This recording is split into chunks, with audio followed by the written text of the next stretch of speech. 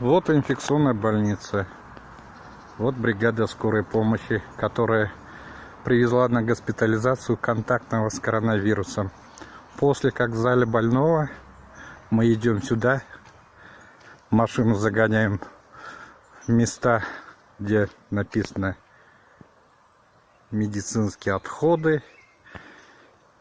Машину брызгаем вон там, а мы сами раздеваемся вот в этом закуточке рядом с этими баками и под открытым небом. Вот так. Сколько просим нам предоставить место для раздевания, нет.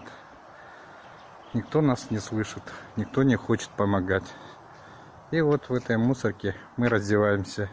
Мы как отходы общества, получается. Тут бытовые отходы, и мы причисляем себя вот к этим отходам.